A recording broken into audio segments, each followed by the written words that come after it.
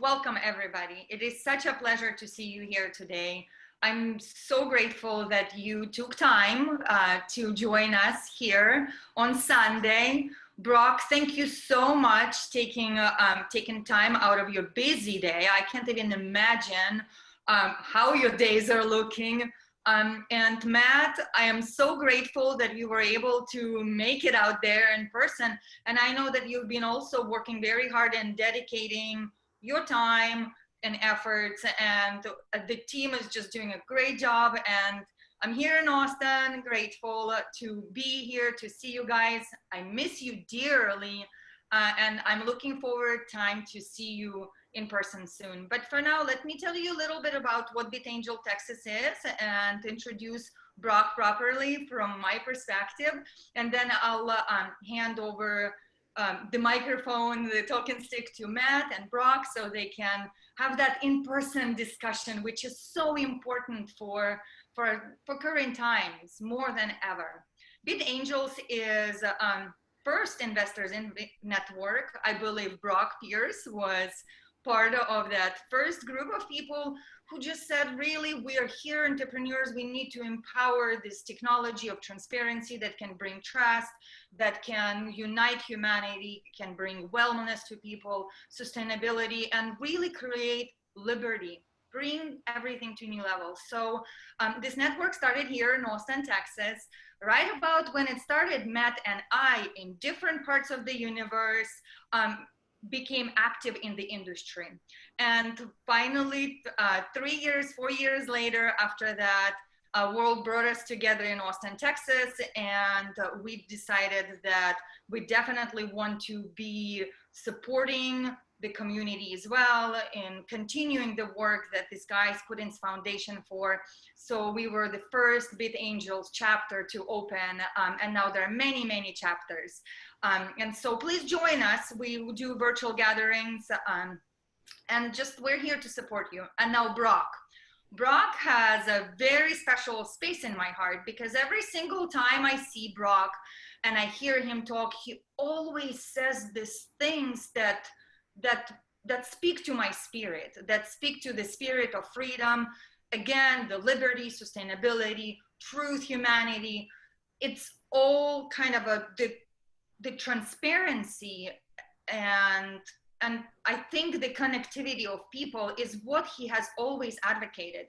And I met Brock actually not through the work. I met him through a friend while I was starting a Bitcoin exchange in 2013. He came to visit a dear friend here in Austin. And so we had a dinner with a friend, and we actually did not talk about Bitcoin back then. Much at all. And then a couple years later, I got a chance to get to know Brock. And again, he has always been so supportive. He has a group of people that is around him that help him to be selfless. He's always there to help. He has supported many companies, many entrepreneurs, and he has moved forward the boundaries of how do we define outdated systems. And I really appreciate it, and I value that. And he is definitely one of the beacons of light for me personally because of that. Very empowering.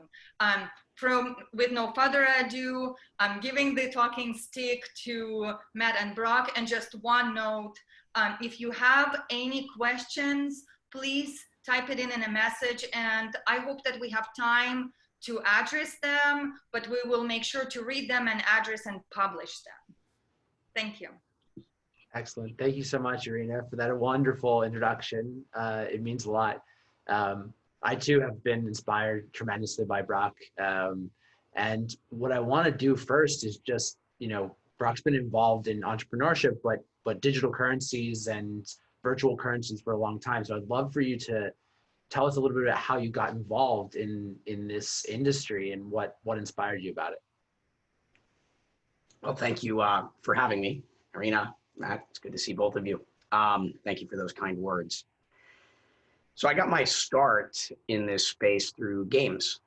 I grew up playing games as a kid, and so I guess it started with collecting and trading baseball cards, and then Magic the Gathering cards, and eventually, as video games became networked, I started playing this game called Sanctum back in the day, which was basically Magic the Gathering meets chess, but online. And I became one of the main players in that game that was buying and selling and trading the cards. And, you know, someone that did this in the analog world, it was obvious to me, in the same way that you would go to comic book stores or baseball card, you know, collectible stores, that just because it was digital didn't mean that the behavior should be any different. So I contacted the game company and said, hey, I'd like to buy your virtual packets of cards in bulk, and I'd like to run the single store just like exists in the analog world. They're like, that makes sense. And so I was running a lot of the single sort of card trading activity. This is back in like 1998, 1999. And then eventually I was told by, you know, one of the people that worked with me, I should go check out Ultima Online and these first massively multiplayer games, because there may be a market opportunity in these, call it virtual worlds, and with these virtual economies. And so I started making a market in game currencies, things like EverQuest, World of Warcraft, Second Life, Lineage, and Dark Ages of Camelot, and all of the different games. And we built up a supply chain of about 400,000 people, principally in China, that would play games professionally to mine digital currencies. And so I helped build the largest market maker and the largest exchanges in the world throughout the 2000s. And in that process, we became Google's largest advertiser for a brief moment. We were PayPal's largest merchant for years. We were instrumental in launching Alipay in China, and we rolled up all the world's exchanges in South Korea. We rolled up the two main exchanges, Itembay and Itemania. The Itemania team were the ones that then went off to found BitThumb. And so my background was in game currencies and managing virtual game economies. My main investor in that business in Q1 of 2006 was Goldman Sachs Principal Strategies. This was the black box within Goldman that was responsible for 40% of their earnings at the time. And when they took a look at what we were doing, I mean, we were managing essentially economies and the secondary markets across 3, 4, or 5,000, call it virtual countries. And Goldman was like, whoa, what is going on here? This might matter one day. And so that's how I got my start. I spent about a decade building businesses inside of virtual worlds. And towards the later part of that decade, you know, I was like, oh, if we can do this in virtual worlds, perhaps we can do this in the analog world. Mm-hmm. And so that's what brought me, obviously, to this space, is the idea of taking some of these learnings and applying them. And I think it's worth noting that some of the, I think, leading experiments in economics occurred inside of virtual worlds, because you had the freedom to be able to try things that you couldn't try in the real world. If you wanted to test wild theories, it's hard to do that in the real world because it can impact people's lives, you know, negatively. But inside of these virtual worlds, you could experiment with all sorts of things. And so the economists that were managing these game economies really got to experiment with a bunch of stuff in the same way that we are experimenting with theoretical ideas around blockchains and testing economic ideas. And so I think a lot of the leading minds in the world right now, when it comes to economic theory, are those of us on the front lines really experimenting with the freedom and the liberty to attempt things that, you know, we'd be reluctant to do, you know, with our, call it, governments and our central banks. And so that's what led me to this space. I've been in this space, I call it full-time since 2012, when you know, I learned a thing or two about market timing over the years. And you know, when I was first asked about my thoughts on Bitcoin, I said, well, this or something like it is the future. The only question is the future now or 10 years from now? And it was in 2012 that I said, okay, there's enough momentum. You know, this is starting to look real. People are willing to use Bitcoin as a store of value and a medium of exchange, at least in some, you know, small nascent way, but enough to the point that I was convinced that this was going to happen. And I remember my first meetings with my old game company. I went to my board, which was Goldman and all these groups, and I said, hey, I think we should buy Mt. Gox. And they're like, why? I go, yeah, it's the leading Bitcoin exchange. You know, we have so much market share in video games that if we want to keep growing, we have to expand into other markets. So I looked at buying points.com back in the day and a whole bunch of things to, become the main market maker in American Express points and in American Airlines miles. And I was looking at how do you expand into other verticals or other geographies. And I was convinced that we should buy Mt. Gox, but my board was like, Bitcoin, are you kidding? That's only used by criminals. I'm like, no. There are many use cases for this, and I think it's going to be a big deal. And Mt. Gox essentially dominates that whole market, so let's buy it. The board rejected the idea at first, and then I went back and shared a bunch of information, and eventually that led me to being in the space full time. Yeah. Okay, that makes sense. Yeah, transitioning from the centralized kind of virtual currency world into the now, you have a really good understanding of what it would look like if everyone could kind of have one of those, but no one could go back and kind of change the rules, right? When you started transitioning into it, you were already a serial entrepreneur, but were you intending to start lots of businesses? You also had too many that you had to start a VC firm, right? Yeah, so I was. Normally as an entrepreneur, you're like, okay, what is the big idea? What are you most excited about? And the problem is I had too many ideas that I was excited about. And so I didn't know what to do. And so I initially started I started out mining and doing all the things that most people do when they first get into the space. But I eventually wanted to build the infrastructure, the application layer to drive utility. And instead of building one thing, I created, what looked like an incubator. And I was starting new businesses every, call it 45 to 60 days. The problem is I had a bunch of businesses that I'd already started in the past that were not in this space, largely gaming and a few other things. And I eventually got to the point I was running 12 companies at once, and that's kind of hard to do successfully or well. And so there were still more things I wanted to do, more products and services that I felt this industry needed. And the only way to continue to expand was to essentially become a capital allocator to provide resources to entrepreneurs. And that's what led to starting a venture firm. We started Blockchain Capital, which was the first venture firm that was dedicated to this industry, that funded all the Coinbases and the Krakens and the BitGos and all of the kind of early companies at the time.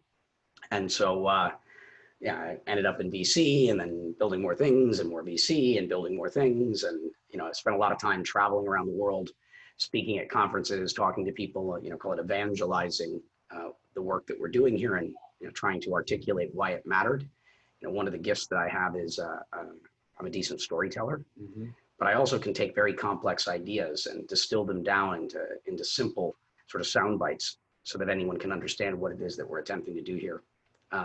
Because at first it's very intimidating. It's technology, right? It's confusing to most people. Why, how does it work? Why does it matter? And getting those sort of messages down. Yeah, that's the hardest part is, there's the tech side of it, but really the messaging side of delivering why this technology can actually benefit people and what is the point, and kind of getting over all of the negative kind of memes that get put out. First, you kind of people hate the idea, and then they kind of, slowly go towards it. When did this is like something that's integral to you as a human, as myself as well. When did you realize that this was like one of the most positively impactful technologies? When was that clicking moment? Well, I mean, I'd spent, a decade prior to Bitcoin coming out focused on these sorts of activities. And it was really the decentralization sort of component that is really novel when we went from these centralized game currencies to decentralized, sort of call it global currencies of sorts. And, it's been a continual learning, as you keep going down the rabbit hole and understanding what this technology can do and what its applications are and how it can positively impact the world. I still haven't found the bottom of that rabbit hole. I still have somewhat regular revelations, and then there's the really hard part of, okay, you understand what it can do, but then how do we actually make it do it? Right? How do you develop the products and services? How do you communicate the messages? How do you tell the stories? And so I'm, kind of been all over the place, from hosting conferences, speaking at conferences, building community, storytelling, explaining the messages, building the things, funding the things, mentoring the things. I don't think there's probably almost no aspect of the industry that I have not participated, I fully. Yeah, the community building is also one of the biggest things. I remember you specifically saying that like the people that are going to be successful are the ones that actually can build a community around the networks that they create. Can you tell me a little bit about why that is? Yeah, so these technologies are built using open source models. And in an open source model where you don't really have any proprietary technology, meaning if you're the first to launch something in an open source environment, you have, you know, a first mover advantage. But because the technology is open source and anyone can copy and paste it, you don't really own it.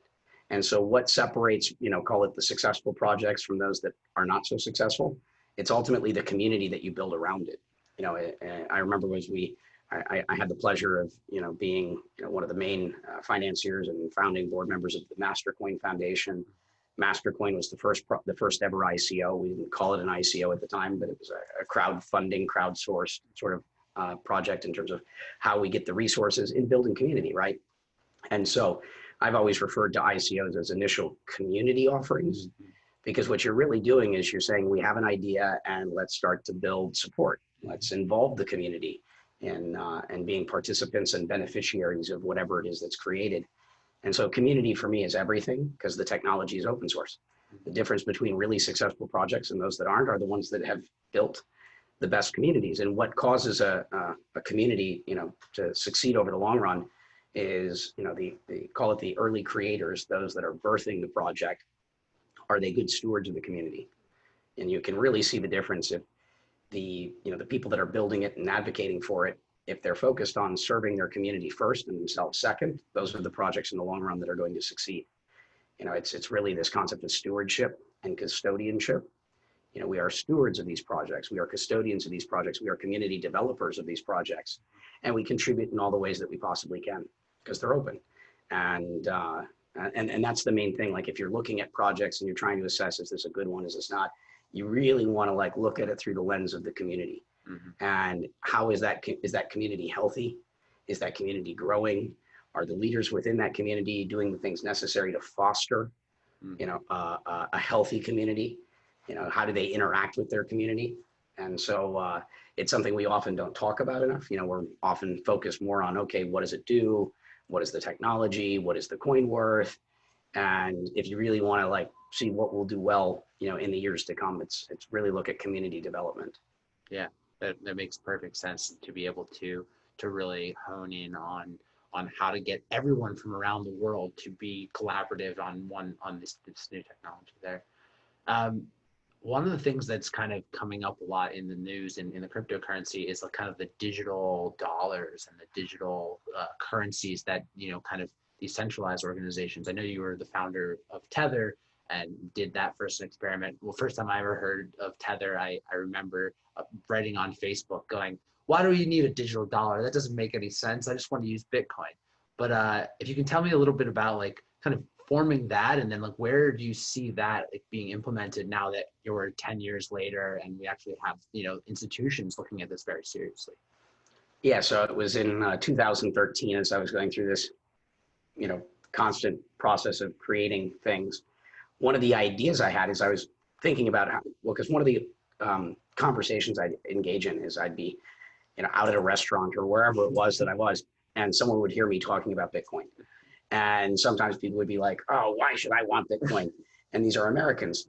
And I would explain, you know, because they would very confrontationally try to engage me in conversation. And they're like, why should I want it? I go, well, you shouldn't. And they're like, what do you mean I shouldn't? I go, well, it's not really for you. And they're like, what do you mean not for me? I go, well, do you have a bank account? They're like, yeah. I go, do you have a piece of plastic in your pocket that lets you conveniently pay for things? They're like, yeah. I go, well, you don't really need it. But did you know that, you know, a third of the population on the planet doesn't have access to financial services? There's about another third of the population of the planet that doesn't have access to credit and the things that we think of when we think of financial services. And so if you look at Latin America, if you look at Africa, if you look at Southeast Asia, you know, these types of things are needed. You know, of the 200 or so currencies in the world, we had one that everybody wanted more of. Mm-hmm. And so I was really thinking about where, you know, there's this concept of leapfrogging technology in the same way that Kenya, up until recently, had the most advanced mobile payment system. It's because of the need. We already have something that's pretty good. I mean, look at Apple Pay. I imagine most of us still use our credit cards and cash more than we use Apple Pay, mm-hmm. because we have stuff that kind of works. Yeah, it can be better, But if you want to see mass adoption of something in a very short period of time, it needs to really be improving your life by like an order of magnitude, not making it 2% better or 5% better. It's like game changing. And so I was very focused on the developing world. And in the developing world, what did everyone want more of? Everybody wanted dollars. So I'm like, okay, if we can find, convincing people in Venezuela to want Bitcoin was very hard, but convincing people in Venezuela to want dollars was very easy. And so I was thinking to myself, I'm like, what if we could digitize the dollar and basically give the dollar all the same capabilities, of Bitcoin? I think that could be a really powerful mechanism to introduce this technology to the world, because we're giving something to someone that they already want. We're not having to convince them to want something that they don't know, and because it's a long learning curve. And so that was one idea. And then looking at other aspects of the industry, if you're a trader, one of the challenges, if you wanted to move your US dollars from one exchange to another exchange, you'd have to wire it back to your bank account and then wire it to another one. It was really slow, lots of friction, and expensive. And so, if you're a trader, you want to hedge. Sometimes you want to be long Bitcoin. Sometimes you don't want to be in Bitcoin. And you go back and forth. I'm like, well, the exchanges could benefit greatly from an ability to move dollars from exchange to exchange without going back into the old rails, but staying within the current rails. Like, that's huge. That's something that I think would, work immediately. And then all the traders are going to need it. I'm like, this is a good idea. But everyone I pitched at the time had the same reaction you did. They're all like, Brock, what are you talking about? We're all in this space because we don't want dollars. I go, yeah, that might be you. But let's talk about that. Let's talk about the population of the planet. And they're like, I think it's a bad idea. You shouldn't do it. I went ahead and did it anyway. And so we started the business in 2014 called Tether, where we created UST. We put the dollar on the blockchain. At the time, the original idea was to have no fractional reserve sort of system. It was meant to be, 100% asset backed. And when the product first launched, we actually displayed the total balance in the bank accounts, and everything was really, really clear back when I was involved. And I'd say it was a hugely successful experiment. Tether is doing something like 10 to 15 trillion. $10 to $15 trillion a year of transactional volume. Like, I've built a few big things back in the game currency space. We were doing $1 billion a year. So I've done $10+ billion worth of virtual currency sales and exchanges back in the video game space. And I thought that those numbers were big. I mean, 10 to 15 trillion a year. So I'd say it's a successful experiment. Not everything that's happened with that project, I'm happy with, because I got rid of all of my ownership. My partners and I owned a majority of it in the beginning. It was a joint venture between me and my friends, as well as Bitfinex. We owned 60%, they owned 40%. And I chose to do this with Bitfinex because we needed early distribution, and having one of the main exchanges in the world, supporting it out the gate was a game-changing thing. It meant that it had a real shot at being successful. And it took a while before, all the exchanges agreed to make this call it the US dollar protocol.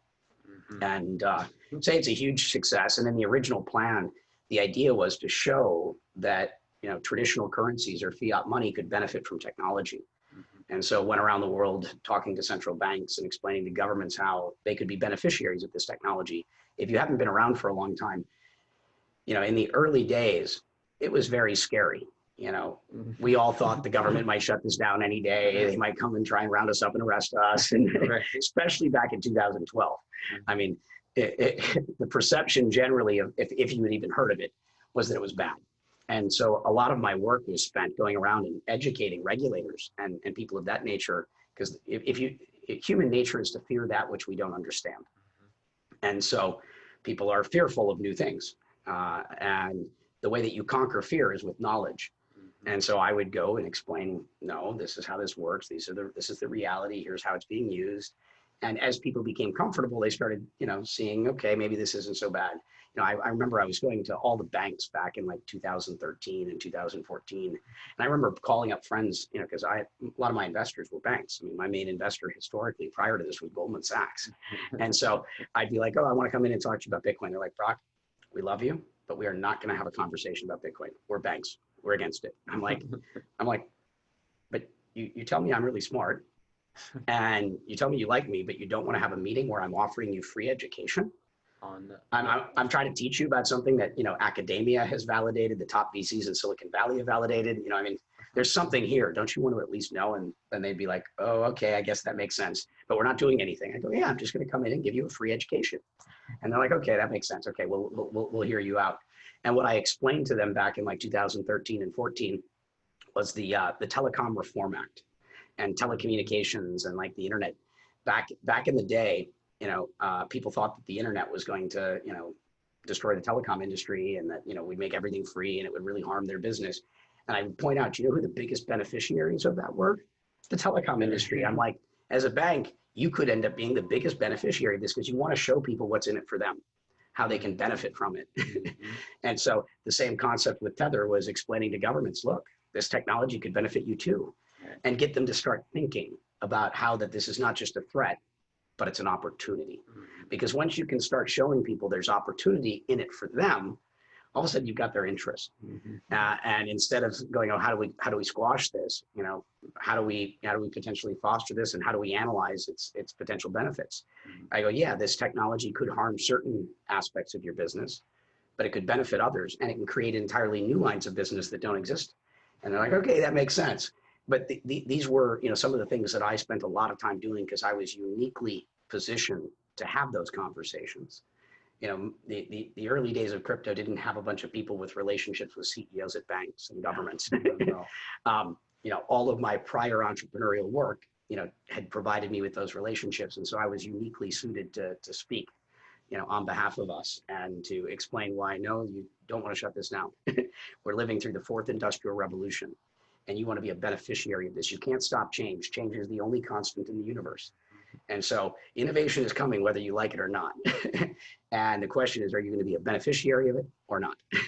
And so that was a big part of it. And now we're seeing with Tether, it's, this idea started to get adopted because of organizations like BIT in the Caribbean and a number of governments around the world that started looking at running pilot projects. But then China in particular, because their government is comprised of engineers and computer scientists and things of that nature, they really understood what we're doing better than probably any government in the world. And, they're now launching their Chinese digital yuan, which is, based off of essentially the work that we did at Tether. And now, I don't know if you saw, but today and yesterday, the Federal Reserve again announced how they're looking at digitizing the dollar. This has been an ongoing conversation in connection with COVID, but it's starting, this technology is changing everything. Yeah. And I would encourage, every, government to be looking at this seriously. Yeah, there's so many different pockets of how you can radically and positively transform the current systems. And that the digital dollar is one, and blockchain services network on obviously China's letting every single central bank, every single government is going to want to be able to adopt these, not just for payments or being able to give your, the COVID relief is one example I know that you've mentioned a lot. Like, we had to wait for checks in the mail, and $1 billion of them got lost, right? So how can we instantly transfer? Well, and at a time where people can't pay, can't put food on their table. Right. It like mattered. We told people you're not allowed to go to work. Right. and if you're going to tell people they can't go to work and the government's agreed to provide stimulus, how do we get that money in the hands of the people that need it now? Immediately. And technology is the answer to that. Now we can debate what technology to use. We can use the PayPals and the Venmos, or we can try to use more modern systems. And currencies are already mostly digital anyway. Right. The majority of the US dollars are not in paper. And so how do we solve those problems? So there is one real issue at scale for like the stimulus. You need digital identity. And how do you do digital identity in a way that is still, preserves privacy and some of the other things that we value as principles? But I think we're about there. I think that if it was the year 2024 and we found ourselves in a similar situation, I think that we'll have likely solved these problems that will allow us to get money into the hands of people when it is our goal or intentions near instantly. We'll have the infrastructure and the rails to build that, as well as the political capital and will. It takes time to educate enough of the people in the older institution, these legacy institutions, on how we can kind of improve and do this. Digital identity was one of them. Are there any other major transformational areas that you see this distributed ledger technology like really benefiting our governance systems in the next couple of years? Well, at its core, what are we doing is we're creating systems to provide ubiquitous financial inclusion, right? where if you were going to recreate Maslow's hierarchy of needs today, you'd say that you need a computer or a phone, an internet connection, and you need financial tools. Yeah. These are kind of essential to the pursuit of happiness. Mm-hmm. And leveling the playing field where at least everybody has access to the same tools. I think that that can provide a lot of prosperity in the world. And so that's a big one. Obviously, I'm a big believer in truth, and with that, transparency. And so to bring light or shed light onto areas that are historically opaque or dark is probably another interesting sort of use case. These at its core, it's systems of governance. We can provide identity. I mean, it changes everything. Mm-hmm. The internet that we use today is the internet of information. It's a communication system. Mm-hmm. And now as we create the real sort of internet 2.0 or 3.0, whatever number you want to apply to it, we're going to be able to do all sorts of things because we've solved for major problems, specifically the double spend issue. Right, and so that the basics of that is the internet of information allows information to be copied and pasted and be everywhere at once. What the blockchain has done, aside from being a resilient distributed ledger, is it's made it so that that same piece of information can only be one place. We have unique information, and that, like, it sounds like a simple idea, but so was the internet of information, the ability to move information over wires. And look at what just the ability to improve communications has done to the world. It's impacted every one of our lives. It's impacted every one of our businesses. It's impacting everything. And the fact that we can now do so much more because of this little change, I'm very excited about we don't even know all the impacts. I mean, one of the ones that I'm really excited about is, and in the short, well, the concern, I'd say the biggest issue we have right now that's preventing this stuff from happening is we still don't really have blockchains that are, scalable enough to the point that we can really change everything. We're still, we're past the minimally viable product, prototype and minimally viable product phase, but we're still, facing challenges around scalability and those systems being sufficiently battle tested for a long enough period of time that we're comfortable putting trillions of dollars of value on them. But we're getting there. I think that some of the more exciting stuff is the ones that don't have huge economic risks. And these are things like social. Mm-hmm. Can you rebuild Facebook utilizing this technology, but in a way where the users of those systems, I mean, gold used to be the most important kind of thing in the world. And then oil became the new gold. Mm-hmm. Data is the new oil. And so data is this very, very big deal. And our data, we don't even know when we're consenting and who has our data and where that data is being sold and all that sort of stuff. And we're not the beneficiaries of it other than maybe access to a product or service. The most valuable asset in the world is data, and it's our data. Mm-hmm. And so I'm a big believer in this concept of owning your own data. And so we can build new social networks where you as the end users own your data. And also where all the economic benefit that's created through those systems, you have the ability to at least participate in receiving some of it. And so if you haven't signed up for like voice.com, I highly recommend checking that out. The idea is you own your data and you are the economic beneficiary of the value that's derived from it. I think that's a huge idea. And especially as we look at how big tech is affecting democracy, amongst other things. I'm just really excited about the next 10 years. Yeah. But technology is amoral, right? It's neither good or bad. The impact of technology and how it's going to affect our lives is going to be determined by the intentions and the ways that we use it. Mm-hmm. And so I'm a big believer that we need leadership that understands technology. Our current leadership basically manages technology through the rear view mirror. And if you look at how social networking is impacting democracy, it really matters. And as we go through the course of this next decade and you start looking at like autonomous cars and gene editing and AI and robotics and all of these systems, technology could be really, really good for humanity, or very bad, or somewhere in between, which is why we need leadership that has foresight, right? Has a vision and can see the road ahead, because it's going to be a very challenging road that we have to navigate, but at the same time, it's an opportunistic road. And the outcome will be determined by the decisions we make. And so I hope we do less managing of technology through the rearview mirror, and we have more vision and understanding of how to use it, because I believe technology is a tool that should be here to enhance our lives. And I believe that is a very real possibility. And if we do things correctly, we could have a very beautiful future together. Absolutely. yeah, it's really important to be looking forward at that exponential curve and getting ready for it with our current systems to help manage and bring it down to the people. The value creation in networks was, we talked about owning your data there. That's one of the big key factors of this blockchain. It allows everyone to participate instead of an extractive kind of model. I guess that question, the extractive model, I want to talk a little bit about the environment and sustainability in that sense too. So how do you see us getting through this kind of very difficult period of environmental degradation? How do we flip the switch? Are we using some blockchain systems to measure our regenerative agriculture? Where do you see, how do we do that? I'm not sure blockchain is I mean, blockchain, like the internet, has a role to play with everything over time. The bigger issue is I think everything starts individually, you know, and just our own sort of self-awareness. You know, we vote with our wallets, right? And to be conscious of, you know, where we're voting. You know, I try to be very aware of the products and services I buy. You know, because of COVID right now, you know, I like having single-use water bottles around so that people don't feel like they're having to use shared things.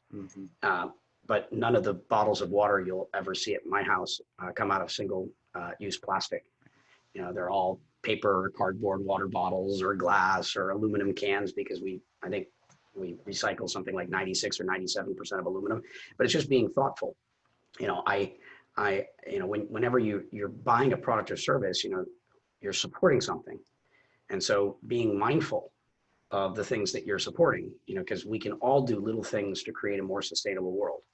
I like this concept of, you know, leave no trace, but that just creates a world of sustainability. And if everybody started doing that, that just sticks us in the status quo. And we don't have everybody doing that.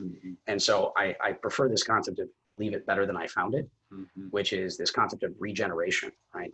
And each and every one of us, through our individual decisions and actions, have the ability to impact these things. And I think, you know, I think most of us are numb to the concept of climate change right now. It's just not really resonating. It creates arguments.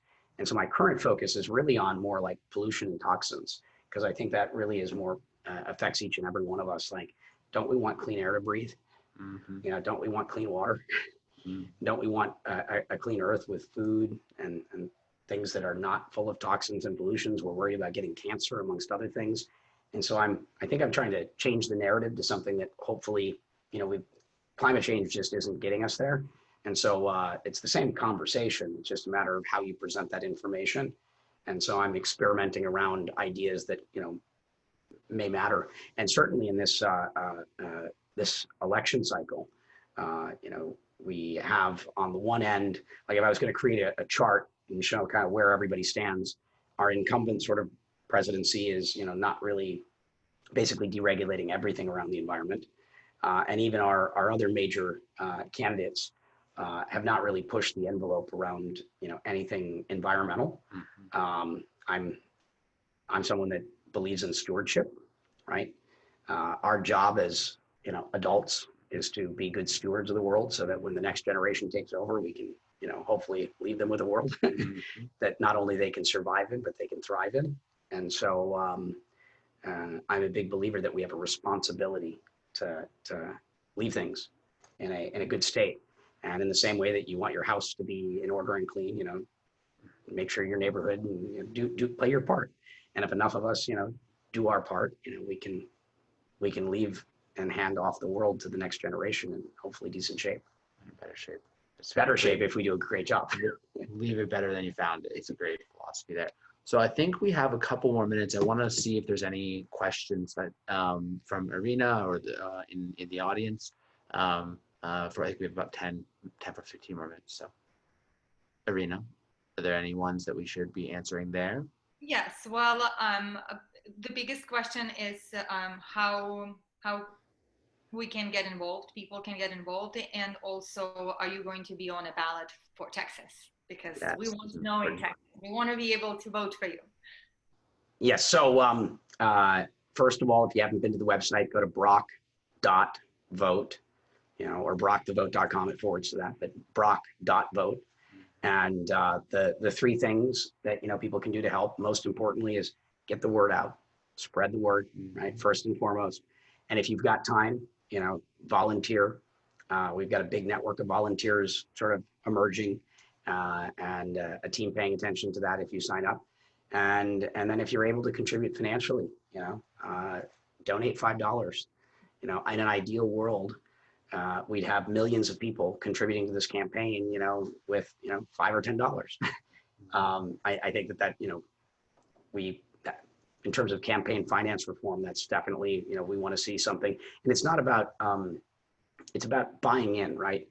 It's about being, you know, having bought into this process, into this belief system. So as far as Texas is concerned, to support the vision. Yeah, and so in turn, and we do take Bitcoin. And so in Texas, unfortunately, we are not going to be on the ballot per se, but we are a write-in candidate in the state of Texas. Actually, all of the electors and all that paperwork gets filed on Monday. And so regrettably, we will not be listed on the ballot in Texas. We'll be on a bunch of ballots and write-ins in, well, north of 40 states in total. And it's worth talking just briefly about our strategy so that you understand what we're attempting to do here. And this is when I talk to all like the big political advisors and experts, they like listen to what I say and they're like, whoa, this could actually work. They're like, how did you figure this out? Anyway, I'll explain the strategy. So there, eventually, the first question I'm always asked by, you know, political experts is they're like, Brock, why are you doing this?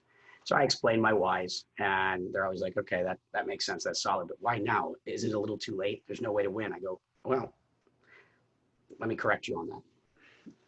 First of all, did you know that you don't have to win the election to become president? Most people are like, what? But they know that I'm credible enough that if I start saying something like this, they're like, okay, well, where is this going? So, well, the way that our general election works is that you need to win a majority, keyword being majority of the electoral college vote. Majority, meaning in a two-party system, if the two candidates were to tie, no one wins. This is what happened in season 5 of the HBO show Veep. But more importantly, it's what happened in the year 1800 with Thomas Jefferson versus Aaron Burr. Another example, what would happen if a third party candidate were to win one state? If a third party candidate were to win one state and it were a close race, no one wins the election. What happens if a third party candidate were to win 3 states? It becomes likely that no one wins the election. All of a sudden, like whoever I'm talking to, they're like, okay, this is getting interesting. I said, yeah, we're not trying to win the election. We're going for bronze. We're trying to get 3rd place in the election. No presidential candidate has ever attempted this as a strategy, which means we're not really running a national election. We're trying to create a movement, not just for this election, but for the future, to create a major 3rd party in the United States, because I believe that the scarcity sort of mindset, you know, for me to win, you have to lose. That's kind of our current political system. Half the country loses every election. And they keep thinking that when they win, it's going to get better, but it doesn't get better. It seems like things are just kind of getting worse. And so the idea is to create a political revolution or a political rise where we rise above partisan politics to create an all-win sort of scenario. So if we were to win in 3 states, again, we're not running a national campaign. We're going to be very focused on a few states. Wyoming is likely to be one of them as kind of the blockchain state and the state with the smallest population, and the one that the major candidates don't even campaign in, right? My home state of Minnesota might be one of those. Utah, we're on a bunch of ballots. And so we're going through, you know, sort of, we're letting the data decide. We have Brittany Kaiser here. And so, but we're going to be narrowing this down to really running a campaign ultimately in roughly 3 states, hoping to win, you know, as many as 3 states. That's the strategy here. And so then they're like, so what happens if no one wins the election? I go, well, if no one wins, what happens is they take the top 3 candidates, and those 3 candidates are given to the House of Representatives. And then the House of Representatives chooses the president. 100% of the time, every time the House has had to choose the president, they've always chosen the 3rd place candidate to be president. Now, this has only happened once in 1824, and they chose John Quincy Adams to be president as a compromise. meaning in this environment, and keep in mind, the House is not the House as you normally think of it as the Democratic controlled House right now. Mm-hmm. Each state gets one vote, and whoever gets 26 states to vote for them becomes the president. So it's again, you have to understand the 12th Amendment. And so as I'm explaining this to these political experts, like very few of them understand any of this because people are so stuck in the status quo. They only know what they know based upon recent events. This is why I choose to like actually understand the rules of the game. And I actually go look at history going all the way back to the beginning, at least of this country, and look at every one of these kind of unusual examples. And we got close when Ross Perot ran. Ross Perot got 19% of the popular vote, but he didn't win a single state because he was running a national campaign. It's possible by running a very targeted state-specific, or state-specific campaigns that this is conceivable. And so all these political experts are like, Brock, this is possible. Like, it's maybe not probable or likely, but this is possible. You actually have a strategy that could work. And the idea is that we would be the compromise candidate. If we end up with a split house where, are the Republicans going to switch and support the Democratic candidate? Are the Democrats going to support the Republican candidate? We could find ourselves in a gridlock and where, a compromise is needed. And so that's the strategy. Meaning if you're like wondering, should you spend time on this? Is there a reason to get involved? Is this a wasted vote? We actually have a strategy that is viable. And more importantly, this is the beginning of a long process. I will be running again in 2024. I'm committed to supporting 100 candidates in 2022 up and down the ticket, from a local, state, federal level, because I truly believe that we need something other than the two-party system. And I'm committed to helping build that for as long as it takes. Thank you. It's important. It's important service to be doing. And it's not about me. This is about like all of us. I invite every one of you to think for a moment and say, because I know for me, and I imagine most of us, we look at the political system, we're like, oh, I'm never going to have anything to do with that. But I want to invite everyone to actually think for a moment and ask themselves, would you consider running for city council? Would you consider running for mayor or state senate sort of or Congress position or federal? Because that could be you. And I think what our country could use more than anything is elected officials of, for, and by the people. Real civil servants, people that have gone out and built businesses or, been artists, whatever it might be, realizing that we need more of you in our government. We need people that have spent their lives developing skills and bringing those skills to the table so that we have all of the things, represented in our government. Excellent. Yes, we need more of that.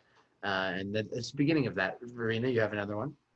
I believe that if anybody can do it, you can do it because your track record and experience the strange experience that you've had, ability to move forward that you were told, I'm sure by many, that is not going to happen. So when I heard that you're running for president, I right away thought, I think that can happen. It's you have been leading by innovation. You've been leading in thinking, how do I better the system? And putting yourself there and pioneering it and getting a group of people behind it to believe it. And so I think if anybody can do it, you can do it, Brock. Well, I'm really only interested in impossible missions, and the word is spelled I am possible, because things are possible. Remember, almost everything you see in the world was impossible until someone did it. Mm-hmm. The world progresses through people taking on impossible missions, creating things that don't exist. And I'm not limited by the status quo. I don't view the world for what it is. I view the world for what it could be. Mm-hmm. And so, and I measure my success in life by the positive impact I have. And so where can we make the biggest impact? I think this is it. I think the systems that govern us and the systems that govern our money are really the great place to affect change. All right, so we have a couple more minutes. Any other questions in the audience arena that burning desires and questions? Okay, let me see. Well, I think this is a great question. Is it true that you're actually a superhero and that you have this gift of special ability and can see the future. And knowing you, I am convinced that you must be. So there you go. I think it's a good one. Yes, I think of myself as a superhero, but I think it's worth noting that I think we all have the potential to be superheroes, right? We have gifts, we have skills, that we've developed over the course of our lives. And, those skills are our powers. And the question is, what do you use them for? Are you using them to make the world a better place, or, are you using them just to serve yourself? And so, when you really start to think about, who you are and what your skills are, and how you use them, that gives you the ability to, call it be a superhero. I love analogies. I think of myself as a Jedi, a mutant, pick your divergent, pick your story, but they're all sort of the same idea, right? A knight, kind of however. The hero's journey, where you're going out and you're tackling the tasks of the world to make the world a better place. Yeah, I mean, definitely. If you're not familiar with Joseph Campbell, look him up, because we're all going through our individual hero's journey, and I think we all have the potential to be heroes and really make the world a better place. And even if that means just impacting one person's life positively, right? And if we all Brittany mentioned some about open sourcing your policy. That is so interesting. Do you have a minute to mention that? Yeah, so I know I don't have all the answers. And I'm always very frustrated when I watch politicians, whenever they're asked questions, they feel they have to have an answer to everything. I think it's actually honest when you're asked something that you don't know to say, I don't know. Let me get back to you on that. I need to do some research. Because no one has all the answers. And what you do is, what is your process to getting to the answer? This is what I think is more interesting. And so we have a town hall tomorrow at 5 p.m. Eastern, 2 p.m. Pacific, which is a mini town hall where we're going to be talking about, Edward Snowden and Ross Ulbricht and, should these people be pardoned and things of that nature. So I invite all of you to participate in that conversation. On Tuesday, I think we've got another one where we're going to be talking about the issues of Washington, D.C. And on Wednesday is our big national town hall, where we're going to be talking about voting, talking about what's happening with USPS, and talking about ballots and campaign. Well, specifically, I think what we're going to be talking about is blockchain-based voting and what, getting to the solution. So I encourage you to participate in those. And so the idea is that we invite you to participate in the conversation as we talk about important policies and important issues. And then as we take drafts of that policy, we're going to be putting that onto the site, and that hopefully is live by next week. It's taking a little longer than I'd like, but the idea is that we'll put that into a wiki, into a collaborative Google Doc type of environment where you have the ability to comment and edit and participate in this presidential platform and its policy design. Now the challenge is being, how do you trolling and this and that and vulgar, whatever. So that's why things are taking a little longer than I'd like. How do you create a safe environment for this incredible collaborative process to occur? And so that's why it's taking a little while. But the idea is everyone's voice matters. Like everyone's voice counts, and we want to give a voice to the voiceless. There's so many people today that don't think their voices matter. They do. The future is going to happen to you, or it's going to happen with you. So please be part of this process. It affects you. It affects all of us. I think, it's our civil duty, our civil responsibility to participate. And I hope more than anything that we are, engaging with there's a lot of people that are frustrated with the political system today because, you just don't really feel like you have much of a voice. And so we're creating systems and creating processes that will hopefully really engage you and remind you of the fact that your voice matters, and to join us, please. And that's why it will be successful. The other parties, they don't include everyone. It's not something that you can participate in. Well, and that's what's changing. We lived in what I'd call the broadcast age or era, where our media and our government talks down to us. They tell us what to do, sometimes even what to think. That one really bugs me. And we're leaving that age thanks to technology. We're entering the collaborative age, the collaborative era, the participatory era or age, where through social media and things, yet people have the ability to comment and be involved.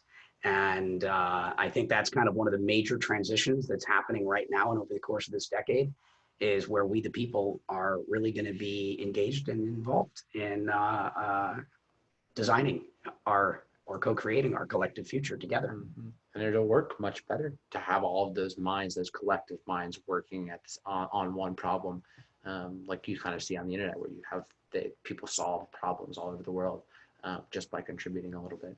Yeah. So excellent. All right, I think that we are at an hour. Do you have any other questions? Well, thank you so much, Brock. Really. Can I ask a question? Oh, do we have one more? Sure, let's do it. We'll do one more. So I used to think the way you do, and then I figured out that a pure straight democracy is a rule of a mob. Yeah, so the I guess the question is, you know, does democracy, you know, really work, right? And no. The question is, would I prefer to be ruled by a mob? Would I prefer to be ruled by representative democracy? And I'm not absolutely sure anymore that mob rule is any better. These are good questions, and I don't have the answer. You know, we are attempting to get to that answer. I don't think that we've really had a fair, honest, transparent sort of environment to really know. You know, we have a system where we've been highly manipulated. We have a system where, you know, you only have two choices. It's, you know, so we have, call it lack of choice, and a system where our founding fathers, George Washington, in his closing address, warned us about the threat or the risk of political parties. You know, John Adams and, you know, the other founding fathers, you know, their greatest fear is that we would end up with two dominant political systems, political parties. And, you know, that's been the case now for about 190 years. And Thomas Jefferson said that we needed a revolution basically every 20 years. You know, revolution, I think, being an evolutionary event, but we haven't had one in a long time. And if we don't get the evolutionary kind, we eventually end up with the very chaotic, violent kind. And so, you know, we've strayed far from course because we've allowed two dominant political parties to control everything. And I think having more choice, you know, could be one of the things that improves on that. But I share your concerns.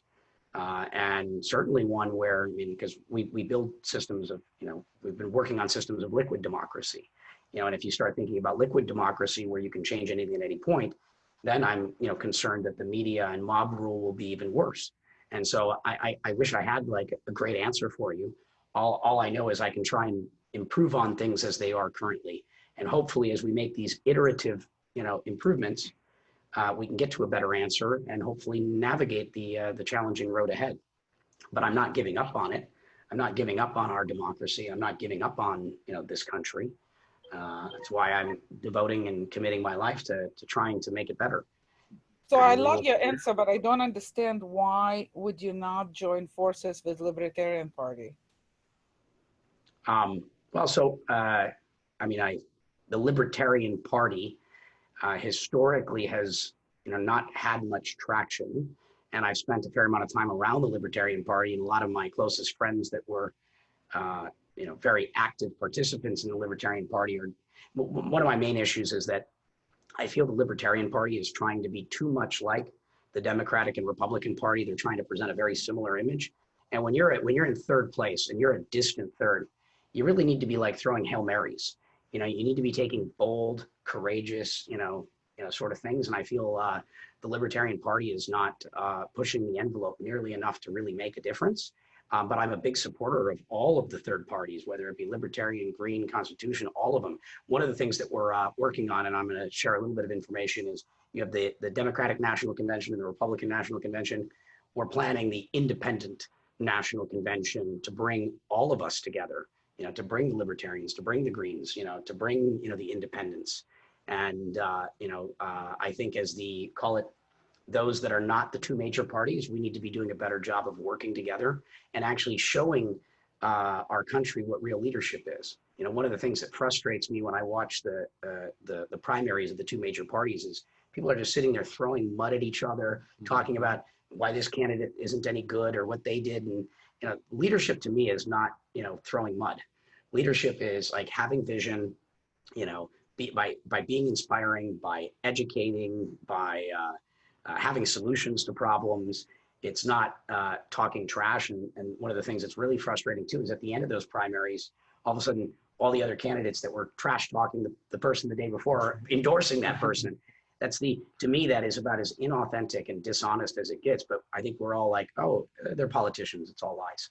And we've allowed that. When are we gonna like really like ask ourselves, what are our values? What are our principles? What do we stand for? And if someone was literally talking trash about this person the day before is now endorsing them the day after, that should be a reason never to vote for them. It's called, they're not honest. And they're also not inspiring. We're teaching our kids, you know, we're showing everyone that is acceptable behavior. That should not be acceptable behavior. You know, when are we going to say no mas? And hopefully as the non-major parties, we can start to demonstrate a better way of acting, you know, that we can talk about our ideas and talk about our differences and talk about why our solutions might be better and to inspire and to share vision. I'm here to support all the non-major party candidates in whatever way I can. So I'm here to support the Libertarian Party, as well as all of those others that have the potential to bring balance. You know, in this two-party systems are by nature binary.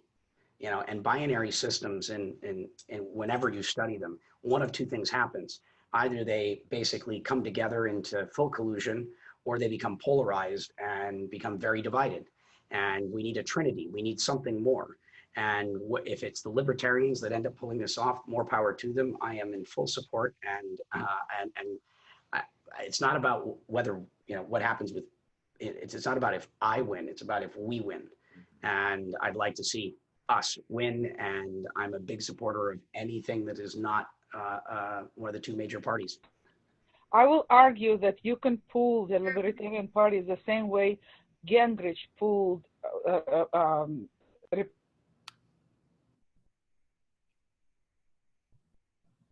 towards one direction, and then you would be able to succeed in far better chances than you would by yourself without them, because you're basically going to be running against them. And you have the same audience that you're going to pull. And so for you to join forces, you might have maybe not quite as big a revolution as Gingrich did, but certainly a big one. Well, I am, again, always happy to support the Libertarian Party. I'm a believer in everything that is not one of the two major parties. So I certainly don't feel like I'm running against. I feel like I'm running with. It's important to be collaborative, have a collaborative platform of ideas and people to move into that. Excellent. Thank you for your comments and questions, Marina. It makes sense. It's really important to engage. And this is and there'll be plenty more conversations. I look forward to continuing to engage with each and every one of you. Teamwork makes this collective dream work. And as you said, Brock, you are going to be holding a town hall meeting and everybody can participate. So I hate to interrupt you and I hate to stop this wonderful conversation, and I'm learning so much myself. But I think that it's time for us to respect your time and let you go, and we will be back soon. I would just like to end with one note. I appreciate that you're leading us into a new age of co-creation, and I believe that it's time, and it's so wonderful to see you do it because it's empowering. It's about all of us. Together we rise. Together we rise. Let's bring America together again. Mm-hmm. Harmonized together. Harmonized. All right. Thank you. Have a wonderful Sunday. And I hope to see you at tomorrow's town hall, or Tuesday or Wednesday, or even better, all three. Enjoy your days. Thank you. Thank you.